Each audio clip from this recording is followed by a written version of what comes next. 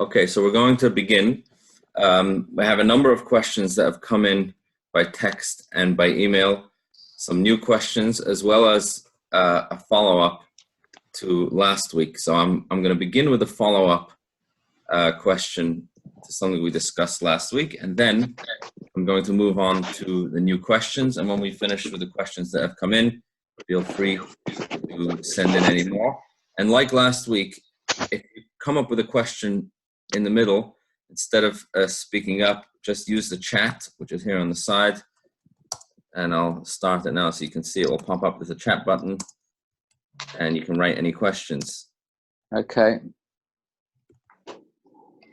And then everyone can see a question as well. Okay, so you see the chat right there. So the first question that I had, which was a follow-up to something that we discussed last week, was about, we had a question last week about, could we say Kaddish on Zoom?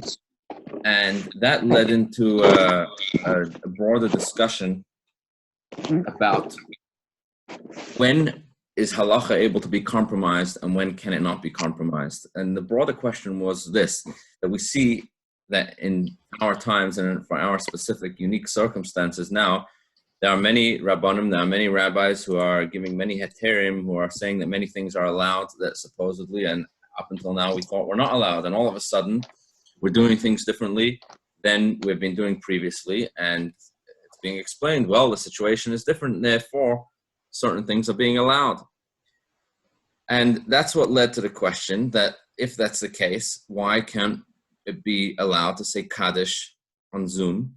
The same way we're making a minyan on Zoom, which we've never done before, or I should qualify that right away. I should say the same way we're davening on Zoom, because in fact it's not a minyan, but the same way we're davening on Zoom, why can Kaddish not be said on Zoom? And if we're changing things, as we see, we're adapting to the times to allow for people to engage in Yiddishkeit and in Jewish observance, why is this different?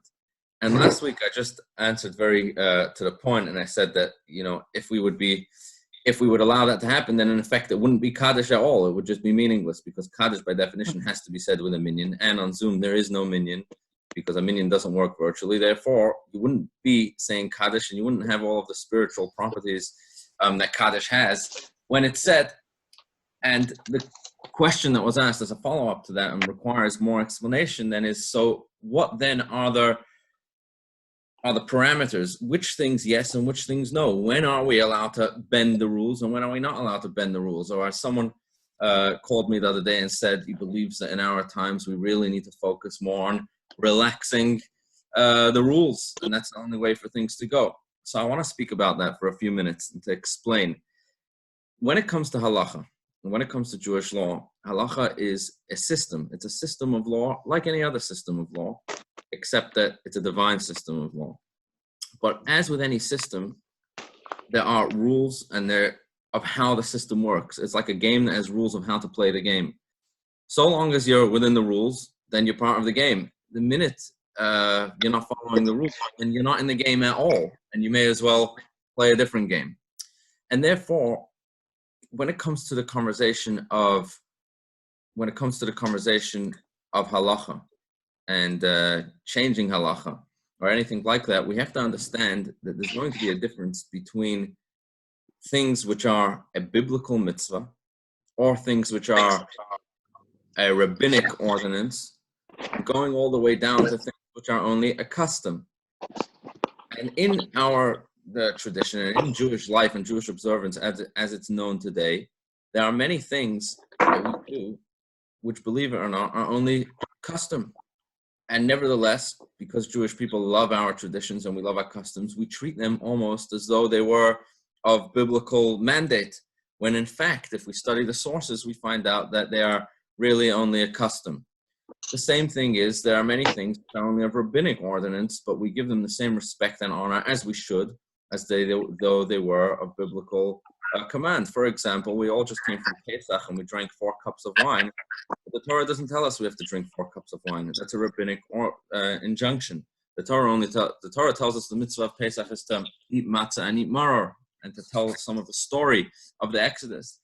But if you ask an average Jewish person what are the observances of Pesach, they would tell you in one breath, eat matzah and drink 4 cups of wine. Even though, if you look in the sources, they're very different origin, because eating matzah is of biblical origin and drinking 4 cups of wine is of rabbinic. Now, the fact that we have become used to and we have become comfortable to treat everything the same is a good thing. It's not a bad thing. It's a good thing because it shows the commitment and it shows the love that Jewish people have to their traditions and to the things that we believe in. So therefore, this is considered a positive thing. Nevertheless, when it comes to unique situations where certain things would not be possible to do, then we have to look at the source, and then we have to look at the specific thing that we're dealing with and see what it is, and thereby we can see if there is room to change anything. So that is something that we always have to know, which is in everything that we encounter, we have to know, well, of what nature is this? Is this a mitzvah? Is it a biblical mitzvah, or is it a rabbinic mitzvah? Because, and within rabbinic itself, there are certain things which are on the level of considered a rabbinic mitzvah. And then there are certain things that are only considered a takana, which means a rabbinical injunction, not as a level of a mitzvah. And then there are certain things which are only a custom, which would be of even less stringency. And knowing the difference between all of these things helps serve the answer and helps explain why certain things could be done differently and why certain things cannot be done differently. And it's all going to boil down to, are we actually moving about within the boundaries of the rule? And as long as we're in the rule, trying to think as original and as out of the box as possible, as long as we are within the rules of the game, but never going out of those rules, because the minute we go out of them, then we're out of the game altogether. And I think that is important for us to know. It's important for us to realize. And I'll give you just an example, current examples, which will help make this understood.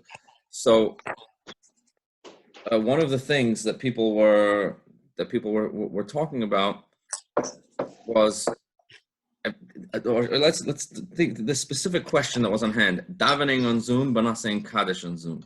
So I want to just explain what the difference is within following this introduction that I just gave now. Davening itself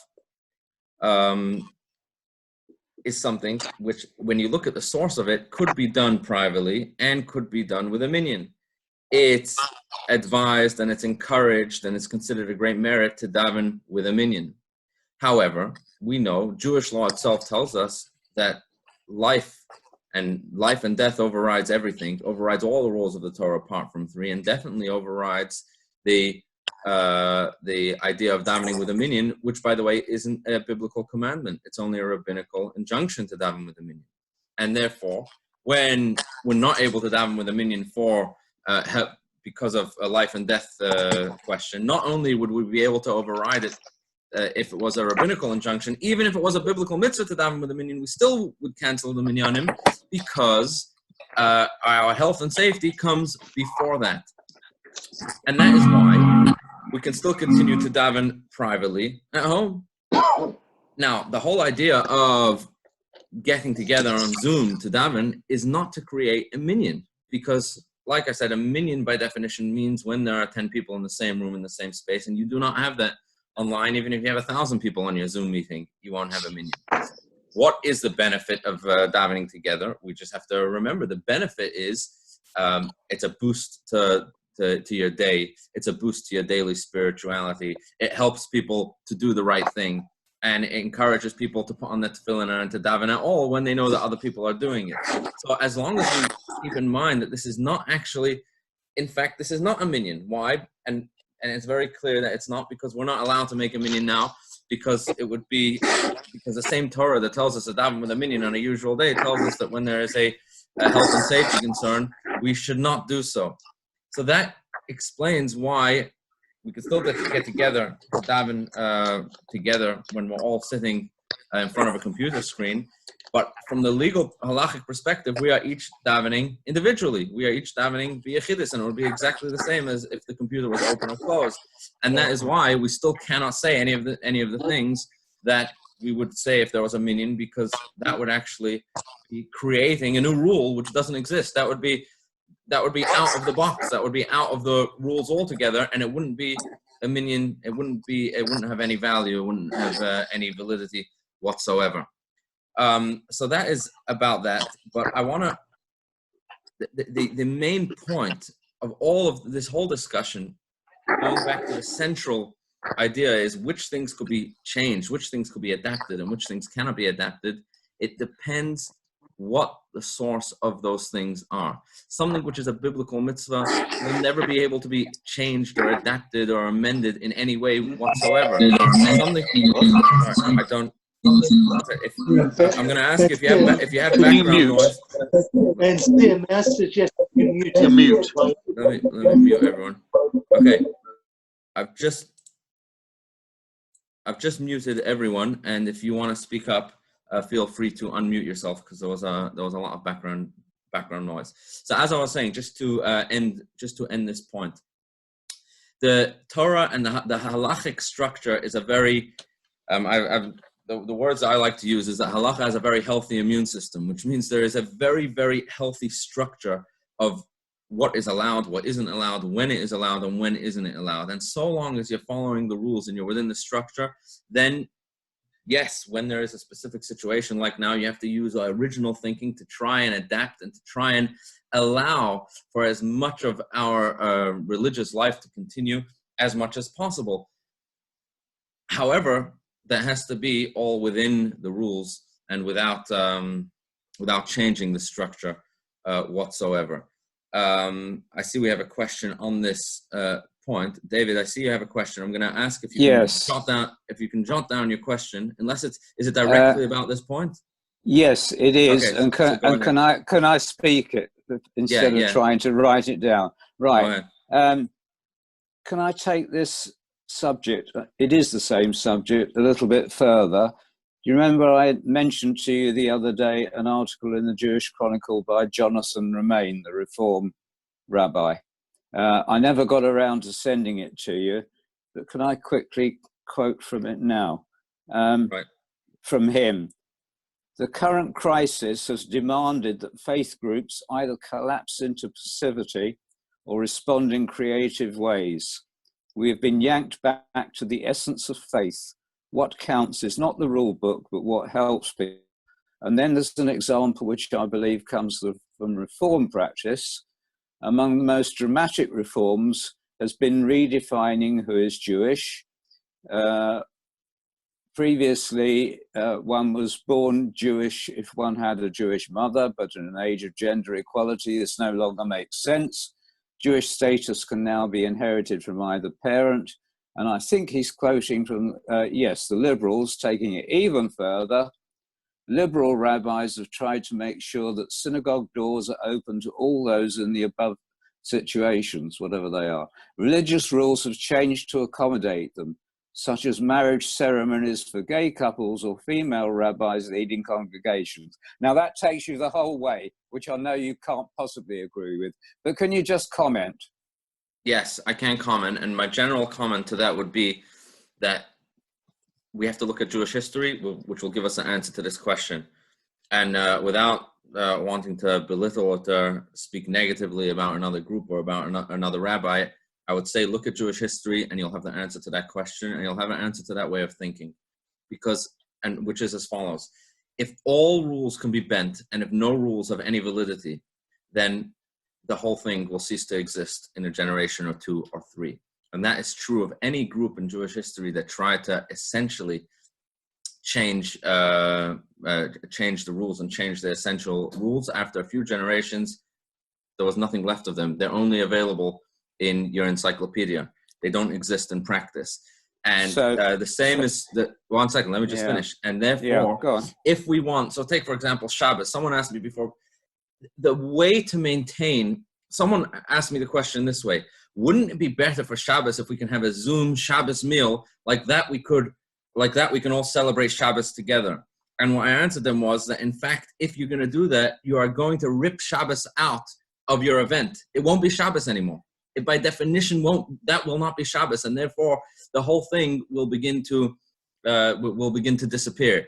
And the second point I want to make is that if today I decide that A, B, and C is allowed, tomorrow my children are going to decide that D, E, and F are allowed, and then the next generation are going to decide that the next thing is allowed, and then there's nothing left of it. And therefore, we have to maintain. That's why when the first point that I said, and this is the traditional view that was held, that Jewish people kept throughout the generations, and it is the truth for today as well, that we have to maintain our traditions to the T.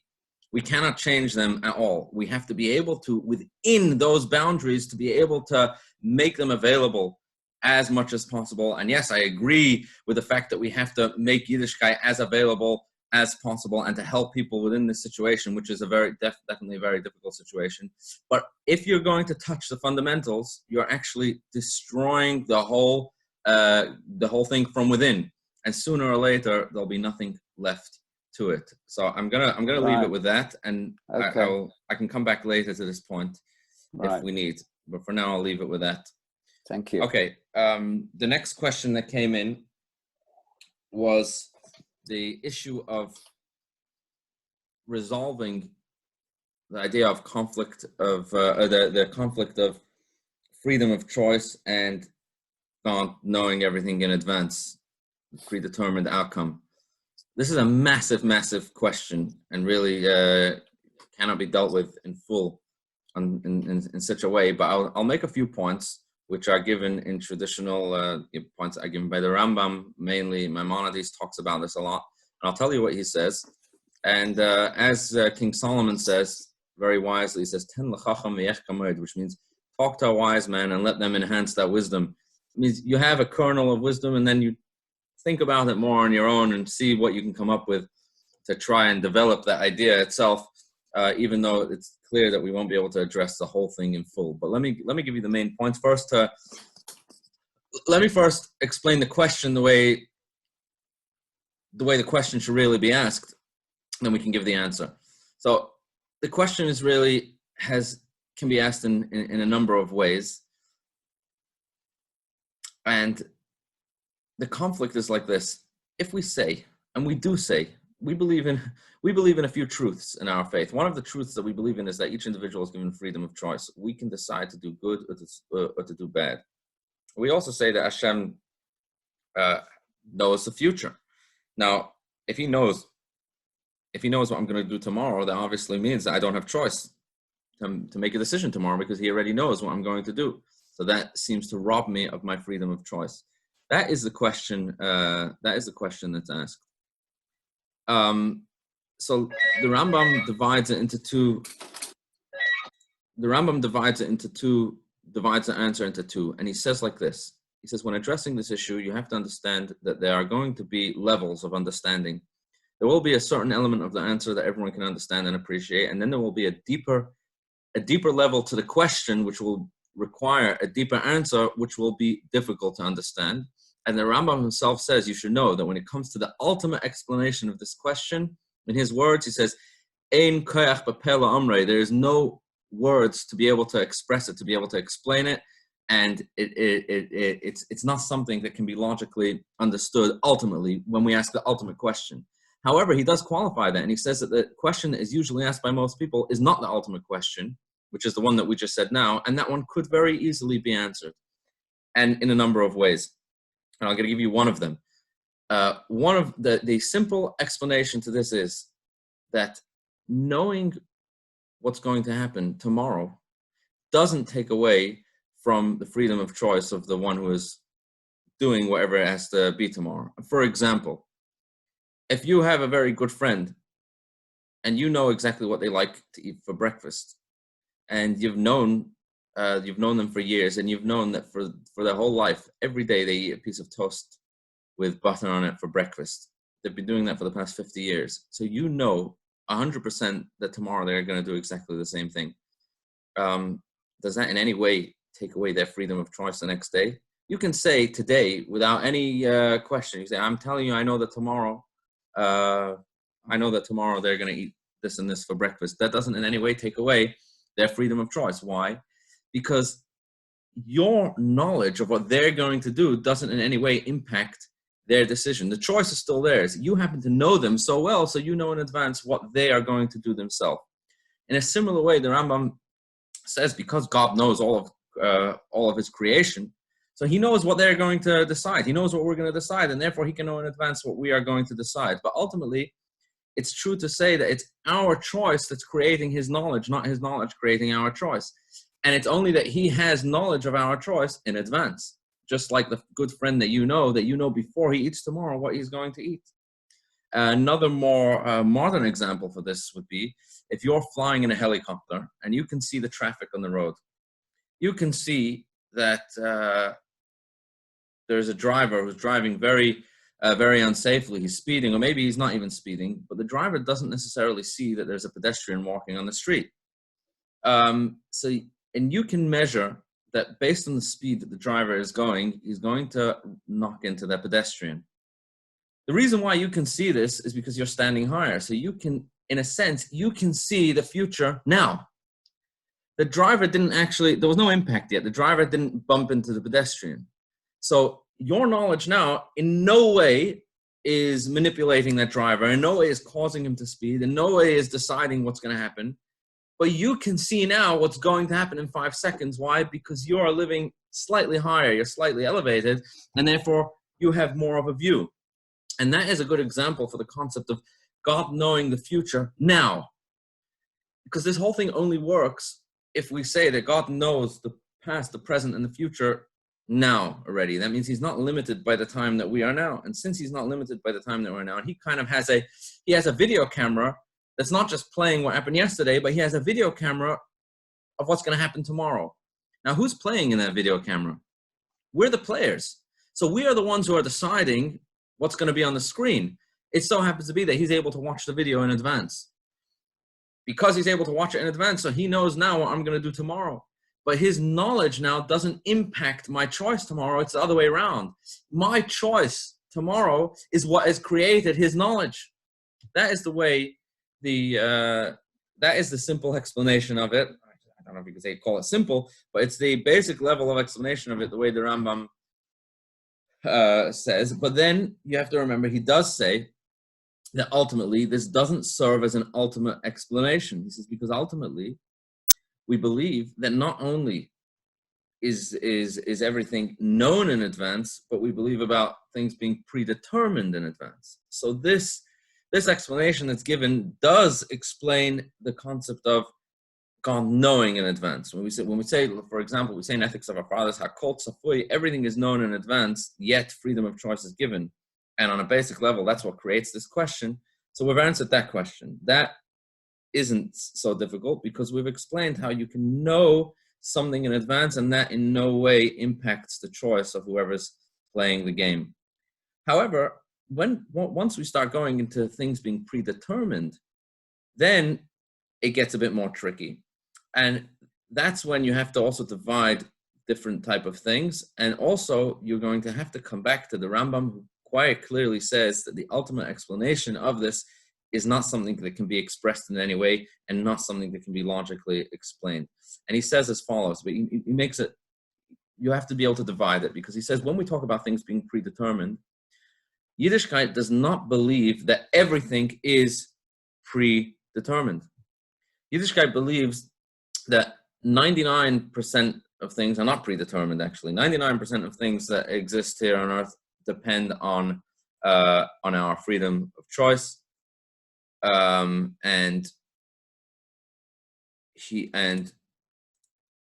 that we have choice when it comes to everything, and we are not influenced in one way or the other.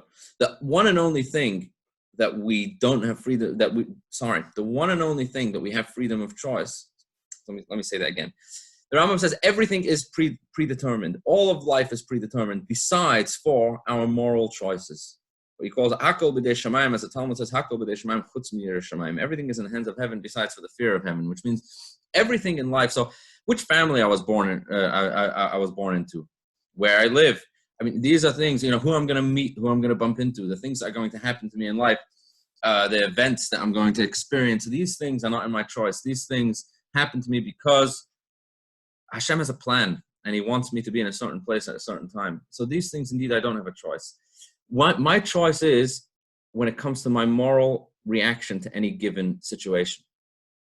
How am I going to react to any given situation and make the correct choice? Should I do this or shouldn't I do this? Should I do it one way or should I do it another way?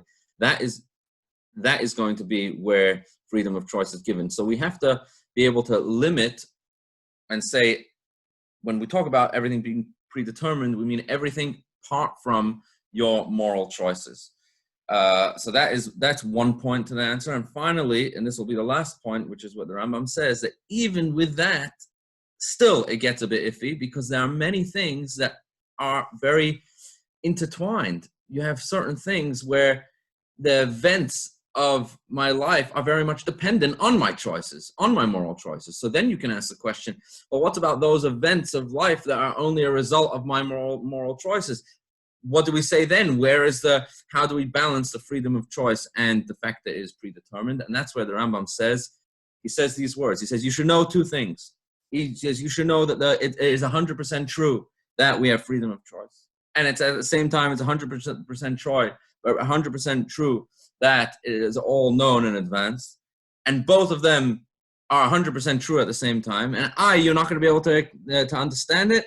He says, this ein koach b'pela amrei, for this part of it, he says, there's no way to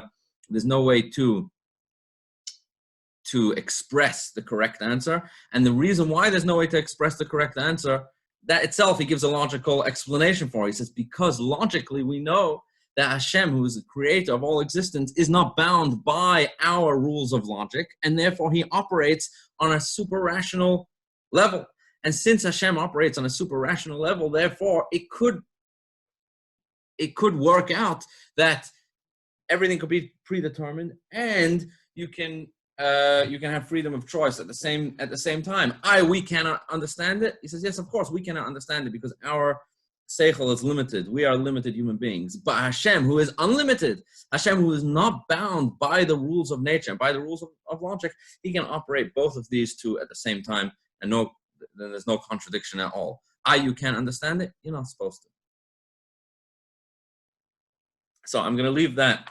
Of course, like I said, this is something which needs a much bigger, which needs a much greater talk, or much greater share. But those are the main points of it. And like I said, it's food for thought, and I think it gives a lot of perspective as well. So that's for that question. Then, okay, the next question that was asked, we don't have the person that asked the question isn't on, so I'm going to wait to see. We have the question about animal sacrifices, which I'll deal with. But let me first see. I'll take some of the other questions because that the person who asked that question isn't on. So first of all, before I go to the questions on the chat, I have a question that came in by email a few minutes before I started, and the question is like this. I'm going to read it for you, and I know this is a question which was bothering a lot of people. So the question goes like this. Many of us have been thinking about Israel this week. However, we struggle to understand Chabad differentiating between the land of Israel and the state of Israel. We know they support Israel. Why not sing Hatikva or accept acknowledgement for all the work carried out for Israelis around the world, even in Kathmandu? So this is a big question which a lot of people have. This is a big question which is definitely bothering people this week, and I'm going to try to address it. Now, whenever there is a nuanced subject that requires nuanced understanding, there can never be a 1 second answer and an easy one-line answer that's going to satisfy. It's something that's going to require, if it's a nuanced topic and it's a nuanced issue, it's going to require a nuanced explanation and perhaps a more open-minded outlook. So I want to say at the outset that I don't know if anything that I'm going to say now is going to be satisfactory to everyone or even to anyone, but I'm going to make a few points which I believe are true, and we'll take it from there. And I'm happy to take any other comments or questions afterwards. But there are a few things that the answer to this has to be built up stage by stage by stage in order for it to be appreciated So the first thing to understand is as follows. You wrote in your question, we understand that Chabad supports Israel. So I first want to talk about that point. Not everyone understands that. So I want to explain what that means.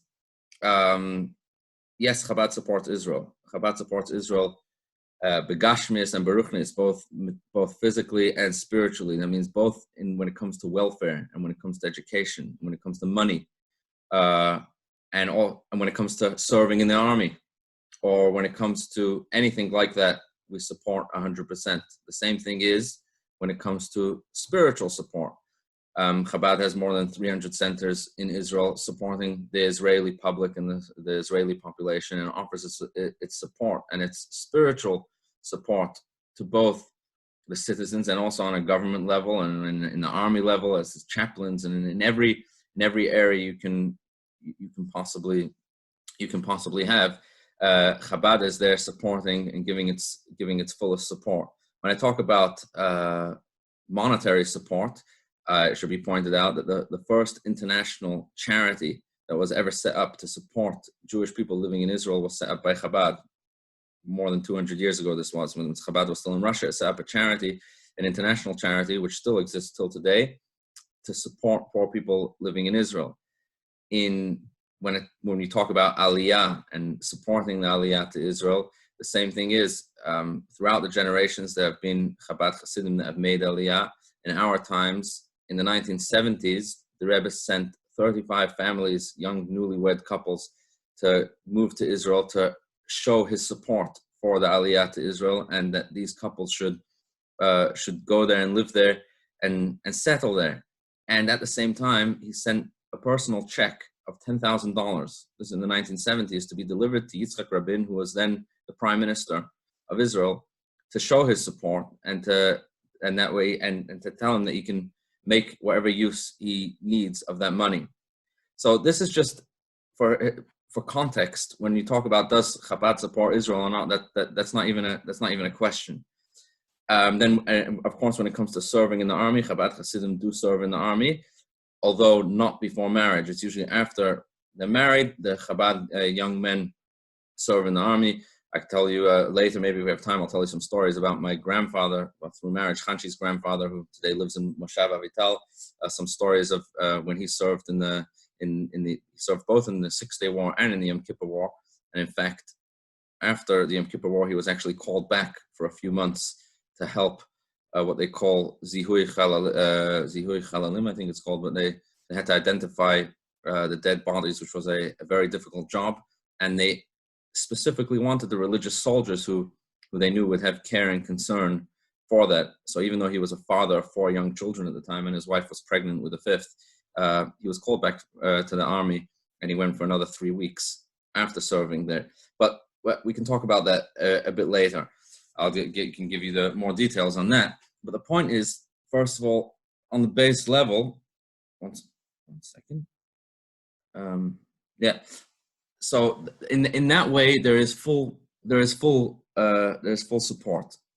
This full support of Israelis and of Israel as a whole was recognized by all of the prime ministers and presidents and government officials and Mossad agents and army people in Israel, who all, or I should say all, the vast majority of them corresponded with and even met in person with the Rebbe and seek his to seek his counsel and his advice. And the Rebbe was actually an advisor for 5 of the Israeli prime ministers.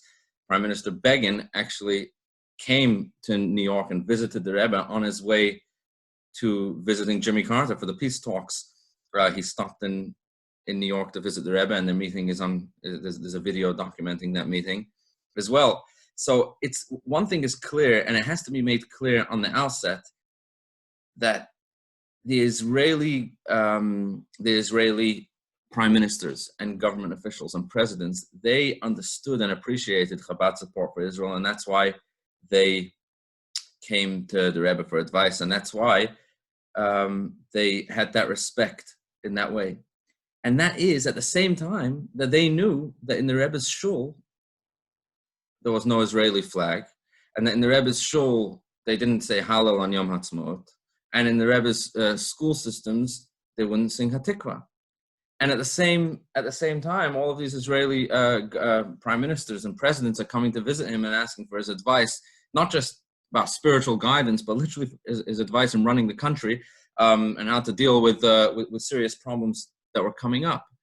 And this is why I said it gets nuanced. And I'm going to try to put it in words like this: that Chabad's approach to the state of Israel was a nuanced one in a way that, on the one hand, there was full support of the government, full cooperation with the government, I should say, in all areas that expresses itself. So in any need of the government, in any of the rules of the government, in any way of running the country, there was full cooperation from Chabad with the government. And yet, at the very same time, Chabad didn't identify with the official with ceremonies and of the state of Israel, or the official dates marking the occasions or the official ceremonies, and that would include the national anthem or the flag or any official symbol or ceremonies of the state of Israel. So this is why I say it's nuanced. That at the one hand, at the same time that there's a full practical support for everything going on in both material and spiritual, at the same time there was staying away from being identifying Chabad as a movement with the symbols, with the ceremonies of the state of Israel. Now, why is that? So the reason, I should say, one of the reasons, you can go on and on over here, but one of the reasons for this was that the Rebbe wanted that Chabad should not be clearly identified, or not, I should say not clearly identified, should not be in any way identified with any specific group or organization whatsoever, both religious or non-religious. And I'm going to try to demonstrate this on both ways. In Israel, for example, all of the Haredim, all of the religious schools have their own it's called Chinuch Hatzmai, their own educational system through the government, specifically for Haredim, apart from Chabad. Chabad is the only Haredi group that doesn't take money in that way and doesn't include their educational system together with all of the other Haredim. Now, of course, Chabad got a lot of flack for that from the Haredim. They said, "What do you mean? You're also religious. Also, why are you doing your own thing? Why do you have your own educational system? Why don't you take with the rest of the Haredim?" And the Rebbe told them the reason is because Chabad is there for everyone. Chabad is open to everyone and wants to reach out to everyone and doesn't want to be identified with one particular group over another. It wants to be open and available to every single Jew. And therefore, we're not going to box ourselves in to one specific way of thinking. And at the exact same time is the explanation the other way around. Because Chabad is there, is welcoming and is open and reaches out to all Jewish people, both religious and non-religious, both Haredim and non-Haredim, both those who are Zionist and non-Zionist. Therefore, if Chabad would clearly identify with anything which is controversial in that way, that would automatically alienate any Jews that have a problem with it. And it's no secret that these specific things like Hatikva, it was controversial at the time, and I'll speak about it in a minute, what the controversy about that was. And there were many Jews that felt that it undermined their belief system. And therefore, if Chabad would identify with that in an open way, then that would be an automatic closing of the door to thousands and thousands of Jews who come in contact with Chabad on a daily basis. And that's why the Rebbe had kind of, I should say, a very nuanced approach where, on the one hand, practically speaking, offering full support in any way, but yet at the same time maintaining a certain element of distance from not identifying with the philosophy, with the symbols, with the official ceremonies that would identify a certain way of thinking with the movement. He wanted the Chabad movement to remain independent in that way, and on both sides this is, both from not being identified as an absolute with all of the Haredi identification, and that's why in Israel Chabad isn't part of the Haredi school system, and at the same time not being identified with the opposite side of the spectrum, with things that would alienate the Haredim at the same time. Now,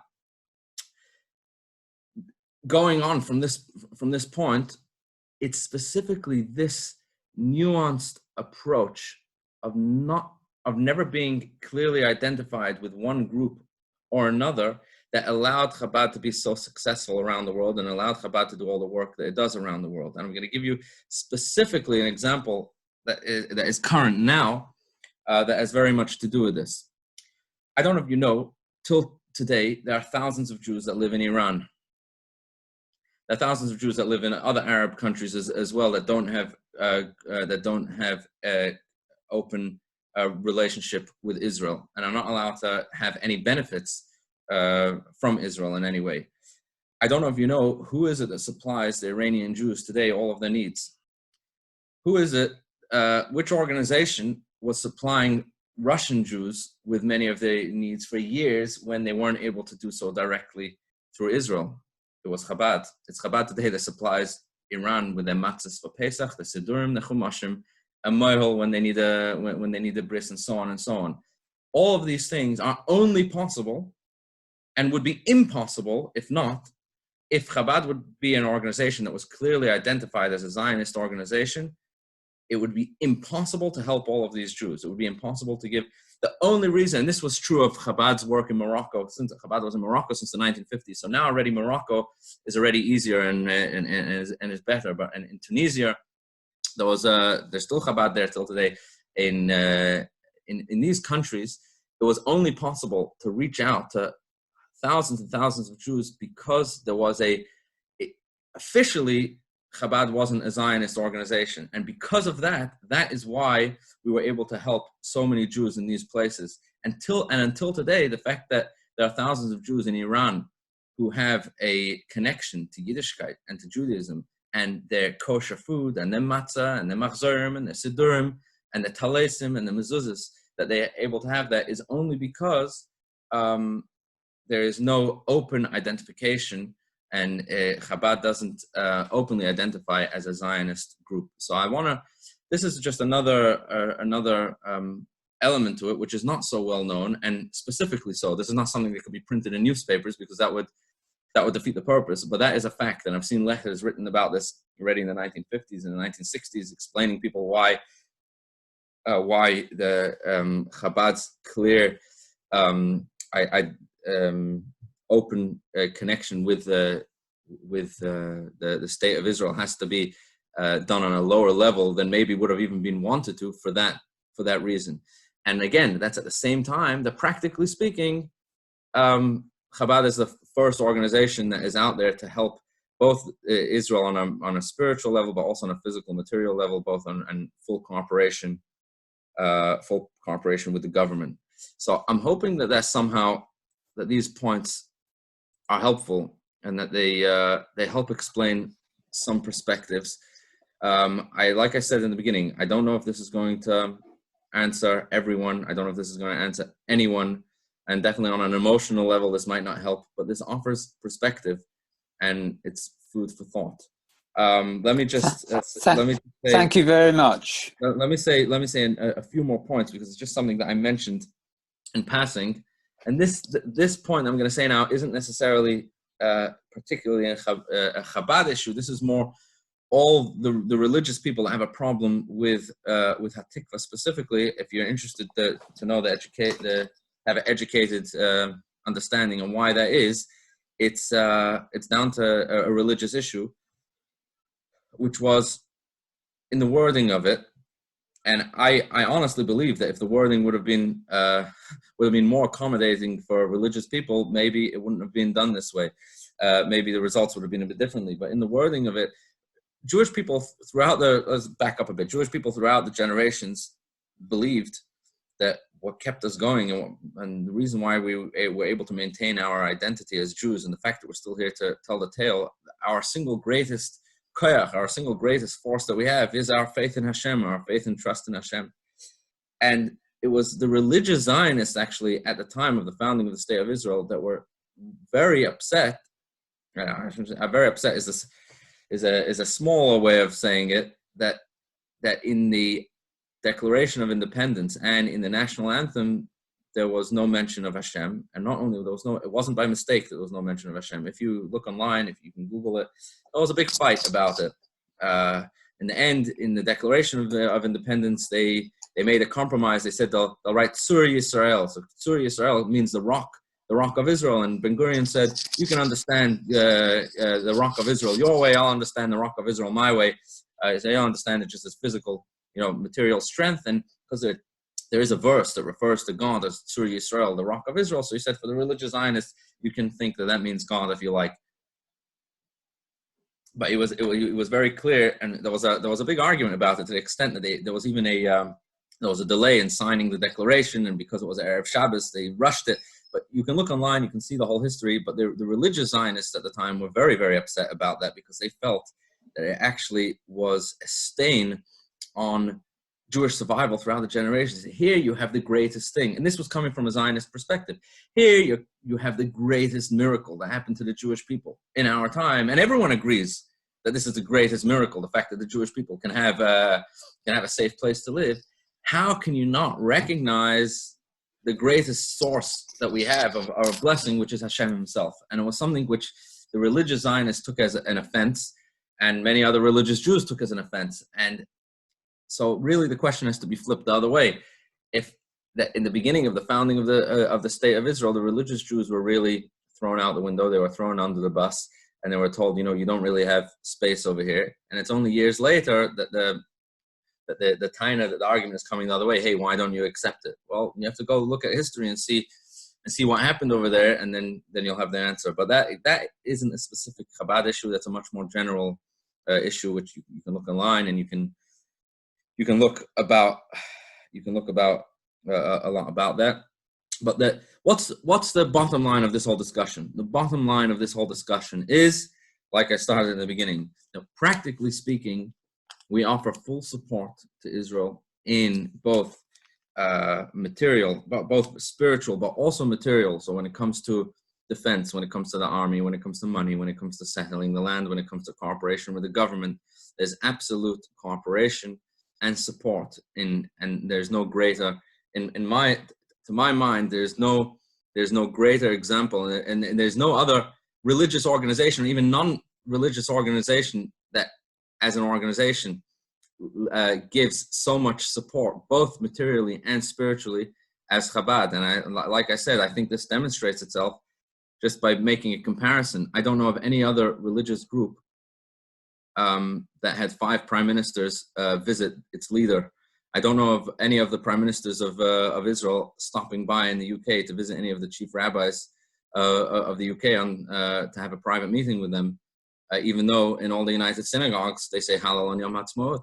Nevertheless, they all did visit the Rebbe, even though he didn't say Hallel on Yom Ha'atzmaut. So there's something else going on over there, basically. And ultimately, we have to have a more open mind, have to have a broader understanding, and be able to appreciate something which is more nuanced, to be able to appreciate it. Wow, I didn't think this is going to take so long. I don't have time to deal with anything else. I'm sure there's a lot of questions on this. Now, feel free to shoot me. Go ahead. You can unmute yourself. No, you're all muted, so I don't hear anything that you're saying. Hi, I'm going to say something. Rabbi, that was absolutely fantastic. One at a time. Can I one at a time. Can I thank you, first of all, for giving such a view over a subject which is very, very difficult, and I think you've explained it tremendously. There's only a very small but and there's not a capital B. I know that mainly what we're talking about is the land of Israel, the settlement of the land, where the people are living and what have you. When you make a blessing for Israel, whereas in United Congregations, a lot of congregations, they say, Medinat Yisrael. We say, or Chabad says, the land, Aretz. Don't say Medina, where we will not bless the state or the government of Israel. Is that because of the reasons you've given? Or that seems to be just a little bit odd. Okay, so in the blessing, you won't do that. Okay, so again, that is very much related to, now that you have all of the background information that I said, you can probably more easily understand and appreciate that as well, trying to stick more to Eretz Yisrael rather than Medinat Yisrael. Why? Because again, Medinat Yisrael, if you limit to Medinat Yisrael, you're automatically alienating Jews that feel that feel all the controversy of that. Whereas if you say Eretz Yisrael, it's an all-encompassing statement, which includes the modern state of Israel, but also recognizes the fact that there is a biblical blessing to Eretz Yisrael as a whole. So it isn't to exclude that, rather it's to include the broader message. As I cannot answer, by the way, and let me just be clear about this. I cannot answer for other groups, and I'm not saying this is the position of the Neturei Karta. There are plenty of people that won't recognize. There are those people that won't recognize anything to do with the state of Israel whatsoever, which is not the Chabad position. But nevertheless, when it comes to the official lingo or the language of the Mishaberach, I think that does help to explain it a bit. But that's a good observation. And like I said, I want to say I understand, and I can appreciate why people have a hard time with this. This isn't something. This is something because it's so nuanced, and because within Chabad, you should know that people speak about this, and it's something that requires explanation and understanding, and it's by definition it's a very nuanced thing, and it requires thought, it requires explanation, but ultimately, more than anything else, it requires open-mindedness and looking at the practical expression of all of it rather than the words. And when you look at the practical behavior of Chabad Hasidim in Israel, and the practical way the Rebbe set up Chabad in Israel that it should offer its full support, I think that helps put things in perspective. What else? David, you had a question? No, you've just covered it. Thank you very much indeed. Okay. Rosalind, do you have a question? You're on mute, so you have to unmute yourself. You know how to unmute yourself? Hello? Okay, I wrote it in the chat. I thought you might have seen it. Let me see, I'm opening the chat. Rabbi Akiva Tatz says that although we do not understand laws such as Shatnas, in the future, the interpretation and understanding will change, just as understanding of Halacha and Talmudic discussion over the centuries has opened up new ideas. What do you think?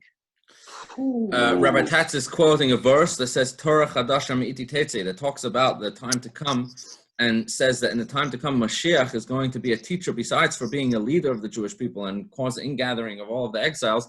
Mashiach is actually going to teach a deeper dimension of Torah and to be able to explain things that even Moses couldn't explain. It says that even Moses, who received the Torah directly from God at Sinai, is going to learn Torah from the mouth of Mashiach. And that is what Rabbi Tatz is talking about. So he didn't make up that idea. That is an idea, of course. I mean, it's silly even for me to say I agree with him. It's the truth. He's explaining something that there is a verse in our prophets that describe the great level of learning and understanding that we will experience when Mashiach comes.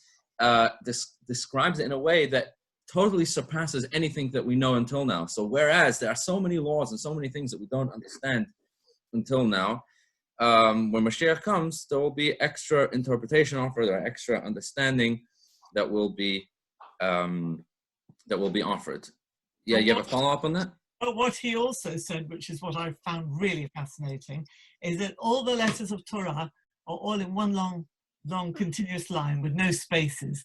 And he talked about the spaces will change, and therefore the understanding will change, because the letters have different spacing, then the words have different meanings. Okay, so that could be 100%. That could be 100% true. Specifically talking about Mashiach, he was just talking. I mean, a long time ago I heard him saying this, but I just found the whole concept fascinating. Okay, fine.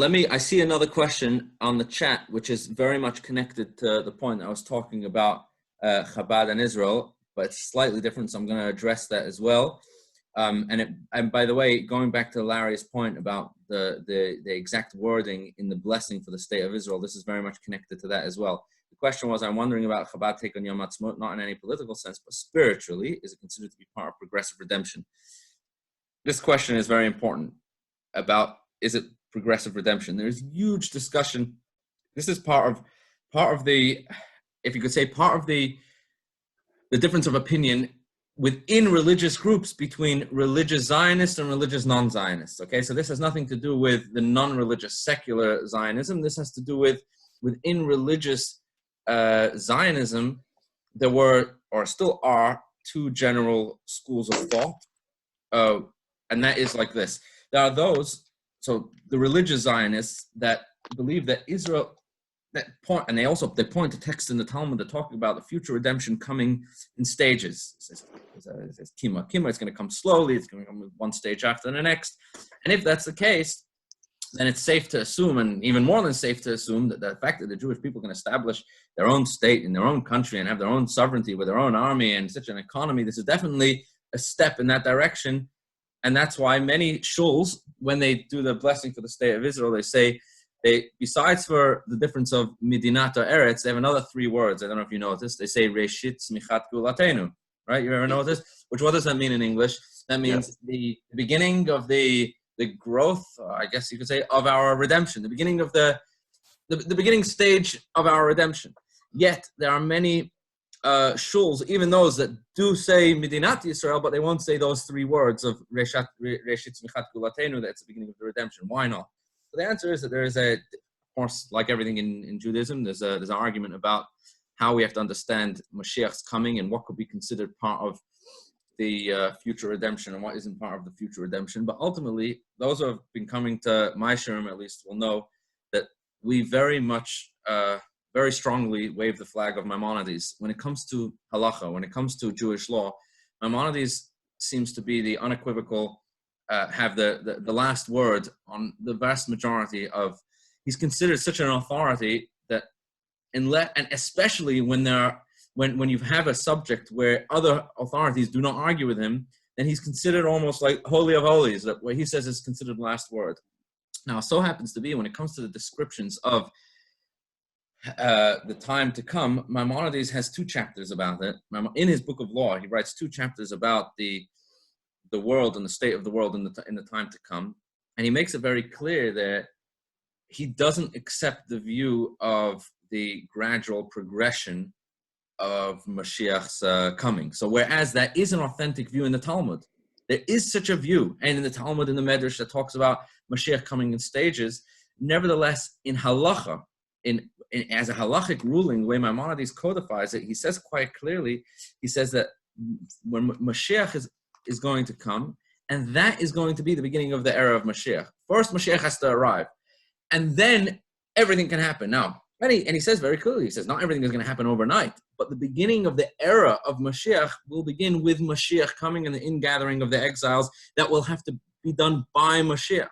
And therefore, anything that happens before then may be good, maybe a good step in the direction of the world, and maybe maybe even considered a very positive thing, but is not necessarily messianic, and it's not part of and it cannot be considered part of the prophecies of the redemption according to Maimonides' view. So that is why there is a difference of opinion about that. The religious Zionists are clearly they will pull you out all the sources from the Talmud and of the Medrash, and there are many of them. I have a book on my shelf, actually, a great book written by a great religious Zionist rabbi called Ha'Tekufa Hagdola. Is written by a rabbi called Rabbi Mendel Kasher, who was one of the great religious Zionist rabbis. It's about 1,000 pages.